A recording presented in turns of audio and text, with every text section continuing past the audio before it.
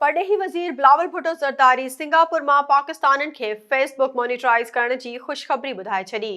Bilawal Bhutto Singapore में Facebook जे headquarter जो दौरो कयो ऐं सोशल मीडिया ते पैगाम जारी कंदे चयो त पाकिस्तान में माण्हू हाणे फेसबुक जे हिन नए फीचर सां पंहिंजो मवाद मोनिटाइज़ करे सघनि था। परडेही वज़ीर ट्विटर ते लिखियो त माण्हुनि खे जेतिरा सितारा मिलंदा ओतिरो वधीक पैसा कमाए सघंदा।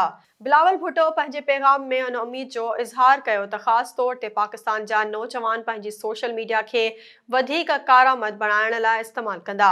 परडेही वज़ीर हिकु वीडियो पैगाम ज़रिए मीटा में पाकिस्तान में मोनिटराइज़ेशन जी शुरूआत लाइ स्टार्स प्रोग्राम बाबति बि आगाह कयो।